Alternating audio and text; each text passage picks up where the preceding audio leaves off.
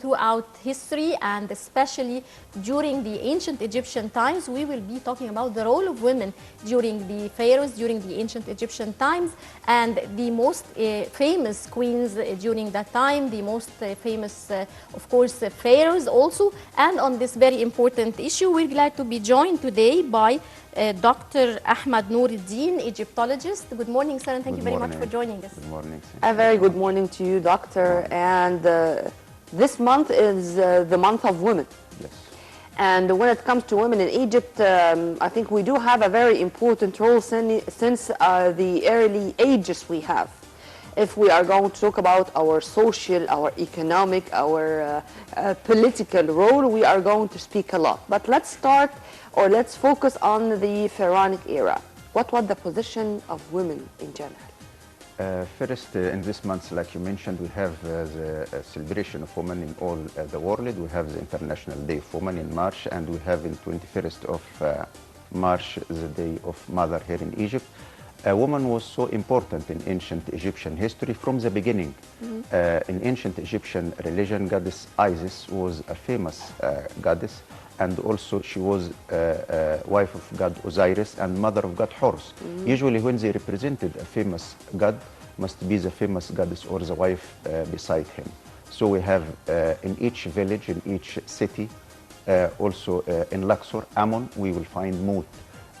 Osiris, we will find beside him Isis. Goddess Hathor, wife of god Horus.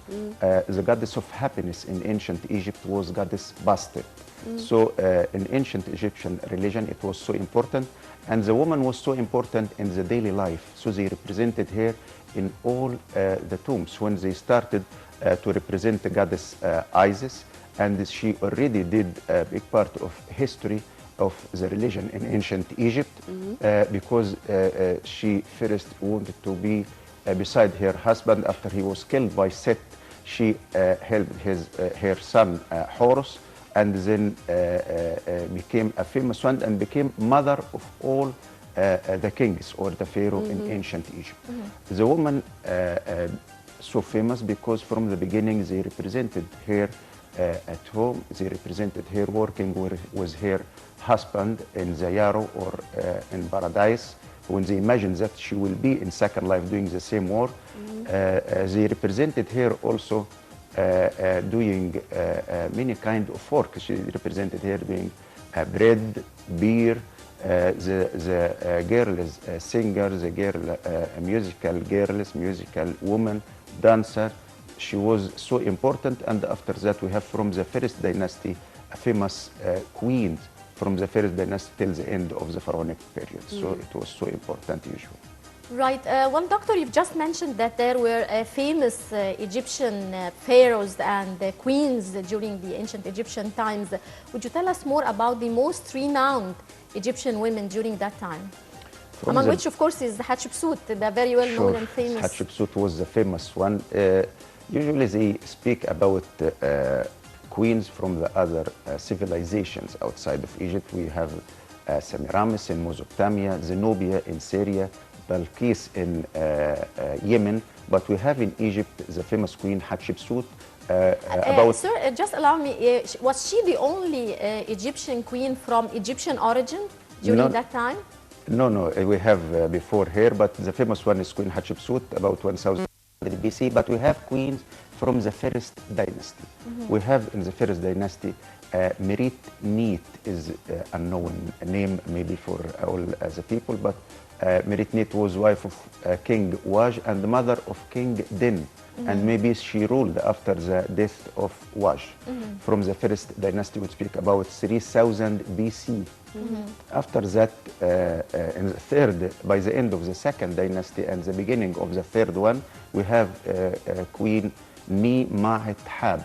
She was a wife, like they called her Hemet, Hemet Nisu, like wife of the king, and also they called her Mut Nisu, mother of the king, because maybe she was a mother of King Zoser, who constructed the step pyramids, the ancient pyramid in Egypt. After that, we have from the fourth dynasty the famous queen Hatshepsut. Hatshepsut she had many titles. She was daughter of the king. She was daughter of King Huni, the last king of the third dynasty. She was Hamet Nisu, wife of King Snefru, and she was also Mut Nisu because she was mother of Cheops. And besides the Great Pyramid of Cheops, they discovered the famous... If you want to comment on the photos we have. Yes, I hope we have some photo for Hatib Haris, the already after goddess Isis.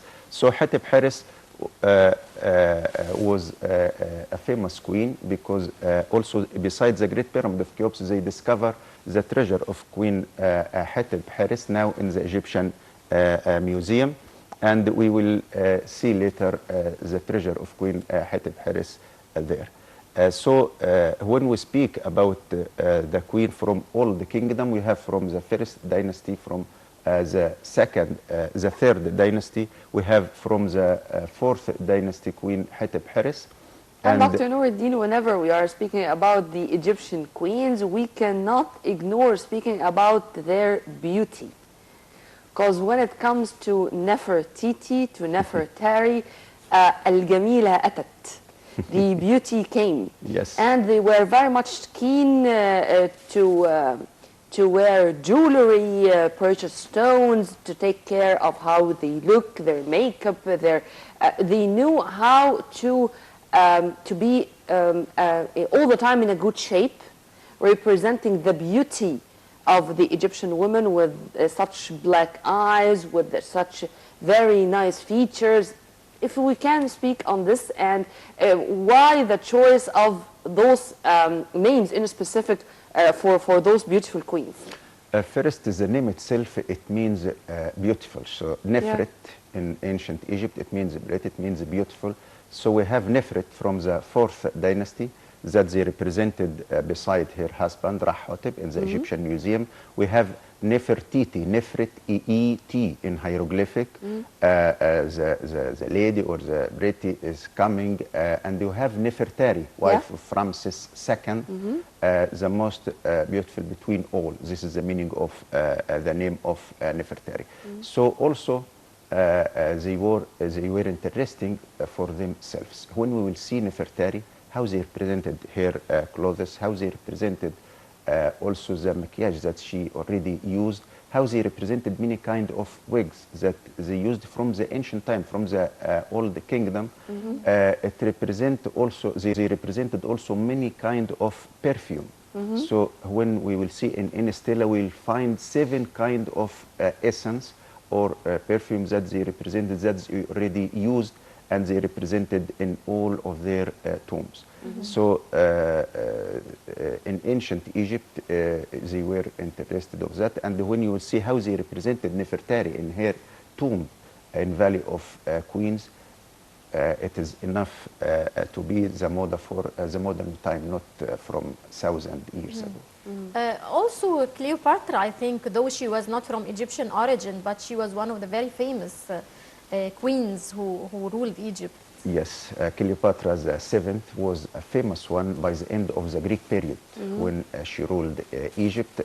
Cleopatra, exactly like Nefertari. So when you will see how they represented her, it seems like wife of Ramses II, not by the end of the Greek period, because it is already died in 30 years BC by the end of the Greek period here in Egypt. But Cleopatra the seventh was a famous one because she already continued in ancient Egyptian religion, continued in ancient Egyptian hieroglyphic language besides the Greek language. Also, they represented her as a pharaoh, as a queen, exactly like they represented before Queen Hatshepsut, and they wrote her name inside the cartouche. But Cleopatra was so famous because of her story with Ptolemy 13, after that Caesar, after that Mark Antony. And Actium War. Yeah. Sure. Regarding our queens, they did everything. When it comes to war, they were involved into war. When it comes to journeys, for example, or to send, to make trade ties, like what Hatshepsut did to send to Bond, which is Somalia right now, Yes. journeys to have trade ties and to exchange commodities. This was also, I think, very advanced when it comes to the thousands of years ago. So, to what extent do you think that our queens was thinking as if we are talking about contemporary queens? They were thinking about everything from peaceful side to even the war side. Would you please elaborate on that? Sure. We have Queen Hatshepsut, but we mentioned that we had the famous one that we are sure that she already ruled in Egypt was Neat Ekert by the end of the 6th dynasty, Old Kingdom. Herodot and other historical people spoke about her lots and lots, but we aren't sure because they wrote about maybe 500 BC. But they spoke about this famous queen who ruled more than 2 years by the end of Old Kingdom, Neat Ekert. And after that, we have another queen who ruled in Middle Kingdom, Sobek Nefru. These two queens already became queens and became with the titles of Queen of Upper and Lower Egypt before Queen Hatshepsut. But in the 18th dynasty, in the beginning or by the end of the second intermediate period, we have a famous personality, a famous queen. Her name is Hotep. This famous queen who prepared everything after the death of King Seknen Ra, because Egypt, Hotep, after that, T, the wife of Amenophis III, is another one, and you have Titisheri is another one also. But Hotep was... Who is the mother of Camus and Ahmus? Hotep was wife of King Seknen Ra, who started the struggle and the war against Hyksos. So after his death in the war, and we have his mummy in the Egyptian Museum, and the death of Camus too. Yes, Hotep started to prepare her two sons, Camus first, who continued the war against Hyksos, and after Camus, she defeated Ahmus, the Hyksos, I think. the first who drove them away and started the 18th dynasty. And she pushed the second into the war. Exactly. Right. So she lost her husband, but she prepared the son Camus, the first one, and the other or the second one, Ahmus, who was able to continue and to drive the Hyksos outside of Egypt. After that, we have the famous queen Hatshepsut in the 18th dynasty, who ruled Egypt 22 years after the death of Thutmose II. So after Thutmose II, he had no son with Hatshepsut, but he had another son, Thutmose III. It was a struggle after that between them, but Hatshepsut, with her personality, who ruled Egypt 22 years and constructed her famous temple in Deir el-Bahari to the west bank of Luxor, and also sent this 7 expedition for Pont, the land of Pont now is a part of Somalia, to bring incense, ivory, gold, and spices and their products to Egypt to offer for God Amun-Ra in Luxor. And after that, we have also in the New Kingdom another queen, Tawesret, by the end of the 19th dynasty, after the period of Ramses II, Birim Betah, Sabtah, and the city II. We have this famous queen, Tawesret, who ruled by the end of the 19th dynasty. So we have at least 4 queens who ruled in ancient Egypt. Right, sir. I think we're going to have some photos displayed if here. You want to comment on if you would like to comment on the photos. I hope so. So, like we said, we have, for example, the belly dancer and the musical ladies and the girls from the famous scene of the tomb of Nakht, New Kingdom. Like we said, they did everything in ancient Egypt, but inside the temples, they were so important also, the women and the girls, because when they did the music, it was like a holy part of their, like we can see here, we can see above the hair and above the head of the woman, this is kind of perfume that they already like, kind of oil that they used, and they show the happiness So goddess, so they represent a part also of their work in ancient Egypt. Harp and the musical instrument was so important also in their work inside the temple and in the royal palaces, exactly here with a man in front of them and also the woman behind doing the same. It was a work, not only for This was my coming entertainment. question, sir, regarding equality between men and women, but let's continue with our photos. Yes, the photo, this photo represent, like we said, the jobs that they did in ancient Egypt. We had seen some of them making or preparing bread, beer, and here dancing, and also the relationship between man and woman, like this one of Seneb, the dwarf Seneb in the Egyptian museum, shows how she embracing him to represent the relationship between him and his wife, and also son and the daughter. The artist was so intelligent to represent also the son and the daughter instead of his legs to be in the same size of his wife. Also, they represented here in the famous statues of Ra-Hotep and Nefret in the Egyptian museum, represented Nefret in the same size of Ra-Hotep in these two famous statues from old kingdom, the beginning of the 4th dynasty that they discovered at Maydum. So it represents, because many historical people say that they represented the woman in smaller size, but we can see many statues represent the woman exactly like this husband and his Ra-Hotep and his wife Nefret in the same size. In the New Kingdom also, Amenoph III here with his wife Ti, father and mother of the famous king Akhenaton.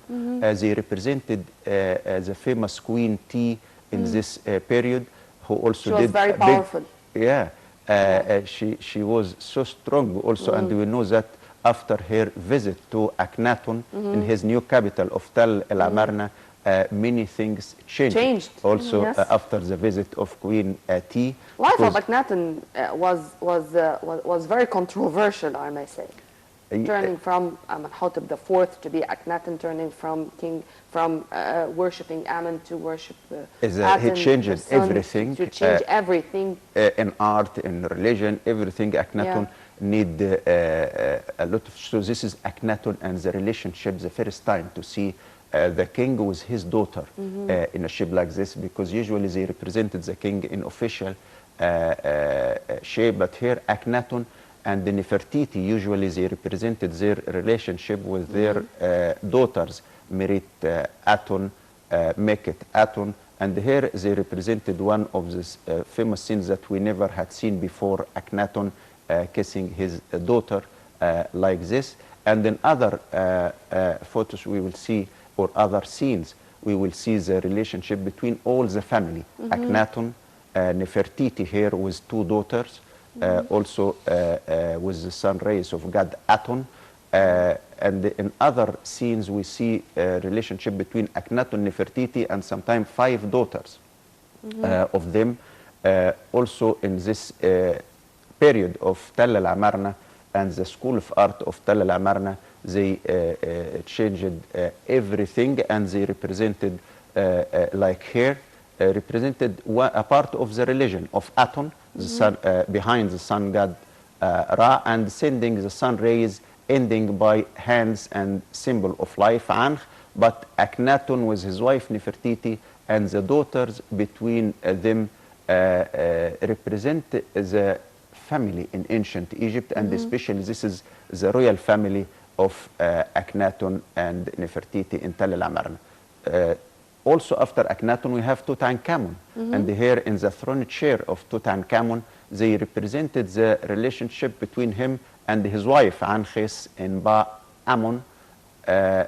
She is holding in one hand like a vase of perfume in her left hand, and with the other hand is touching him maybe doing something like massage like nowadays, and the other suggests that she is preparing, you can see a vase of perfume in her left hand, and with the right hand she is doing like we said, or sometimes maybe she is preparing the necklace also that he already wearing in his throne chair. So this is one of the famous scenes which represent the relationship. Here more details of the same scene of the throne chair of Tutankhamun, and one of the masterpieces, because this is the only one for a king from the ancient time, because all the other throne chair and the treasure disappeared. Only we have this one of Tutankhamun as a throne chair for his daily life. So this is the relationship between also here Ramses II with his wife Nefertari. So they make offering for goddess Hathor. So they represented Nefertari in the same size of Ramses II. And also when he constructed the temple for himself at Abu Simbel, he constructed another one for his famous wife Nefertari beside of his temple at Abu Simbel. So here this is the temple of Queen Nefertari, and the statues represented sometimes Nefertari in the same shape of goddess Hathor, and this is also Ramses II. So we can notice that is the same size. So the queen was so important. She wasn't the ruler, Nefertari, but she was the wife of the famous king. Here is something interesting that we can see the statue of Pa-Nejm in Karnak temple, and in front of him, his wife. Between the legs is his wife.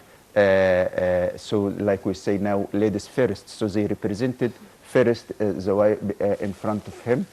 And Pa-Nejm, maybe the statue in origin was of Ramses II, but the name that we can see nowadays is the name of Pa-Nejm from the late period in the court of Karnak temple. So this is many, we return again here for Queen Hatshepsut, like we had mentioned in the beginning, that we have many names from all the kingdom. So besides the Great Pyramid of Cheops, they found many treasure of his mother Hatshepsut, and mother, she was, like we said, wife of a king and the mother of the king and a daughter of a king also, Queen Hatshepsut.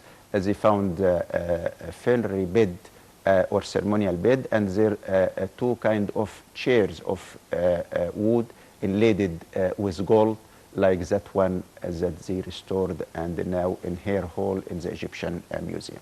So from the old kingdom we have queens, and here from Middle Kingdom. So when we spoke about all the kingdom, Queen Hatshepsut we had seen, and here Queen Kawit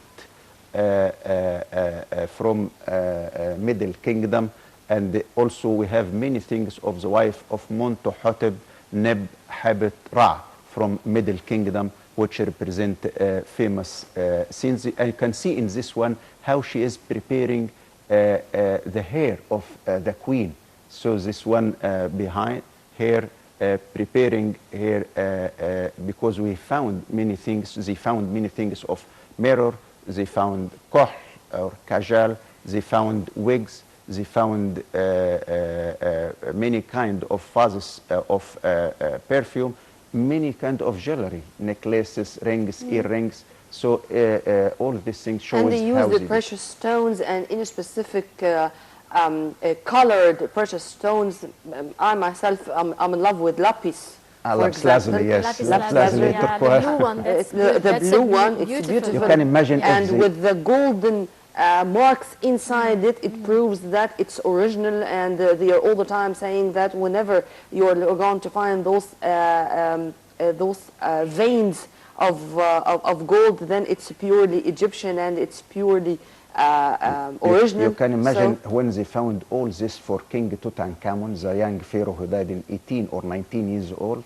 You can imagine if they found the tomb of Nefertari untouched, tomb of Nefertiti, tomb of Hatshepsut We are going to speak about all this in detail, but right after the short break, so stay tuned only on Nile TV International.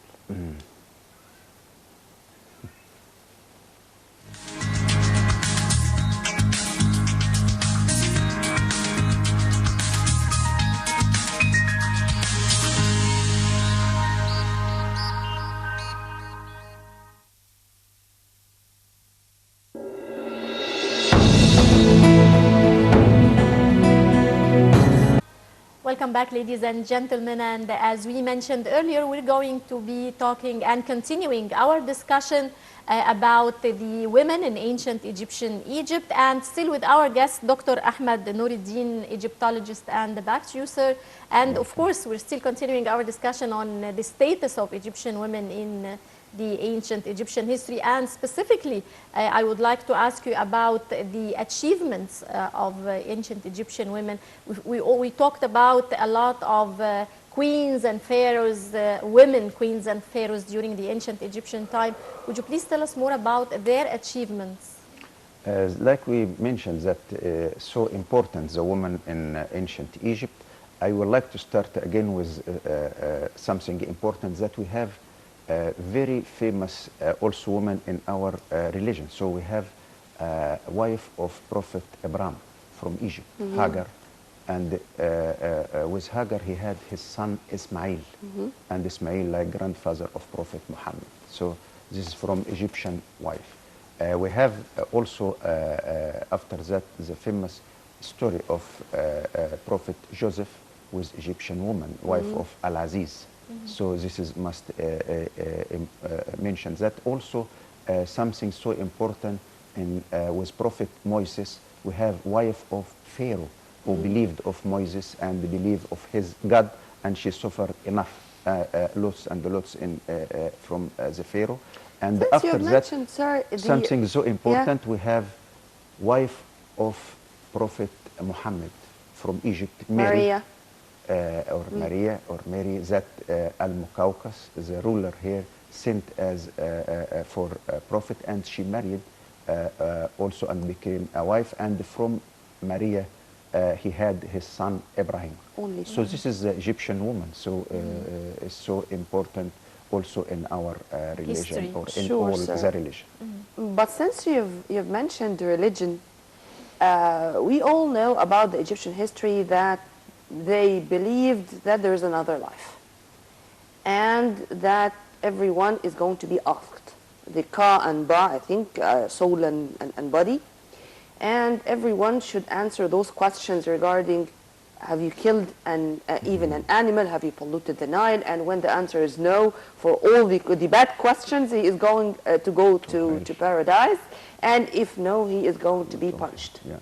Are there any differences between men and women in this, or they were equal in front of God, or their gods even? They were equal, sure. They were equal, and all will be will have the same question, and all will be in front of God Osiris, and who will be responsible in the balance is Goddess Ma'at, Okay. Goddess of justice. She was goddess, so is important also.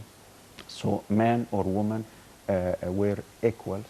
Because of that, we had queens. Maybe it wasn't usual, but we have queens who ruled from. I wanted just to focus on this. For thousands of years ago, men and women in Egypt were equal, whether in their life or even in front of their gods.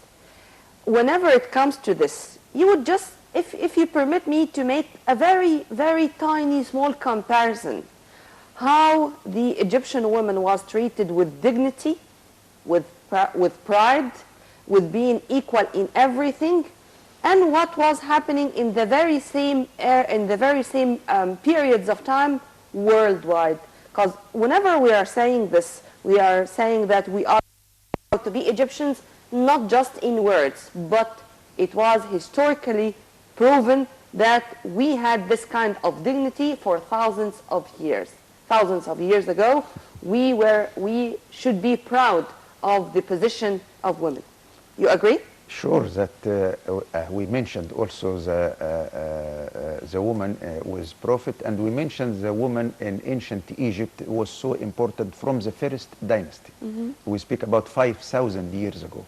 So when all the world was in a side, we had a woman who was a queen, or when she was also wife of a king, they already gave her many titles. So like we said, Hatshepsut, they mentioned her like Hamet Nisu.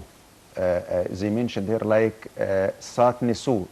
They mentioned her like Mut Nisu. So we mentioned wife of king, mother of king, daughter of a king. So also the king, to be a king, must be a son of principal wife or a queen to have the royal blood. Or when will be another one, he must marry with the queen when the king himself will die, or to marry with a daughter of king and a queen to have the royal blood. So as a woman in ancient Egypt was so important. And also you are right what you said about the position of women in Egypt from the ancient time. Right, Dr. Ahmed Nour, Egyptologist, many thanks for joining us, sir. Thank you so much. Have a good day. Thank you so much. Ladies and gentlemen, now we go for this short break and we'll be right back.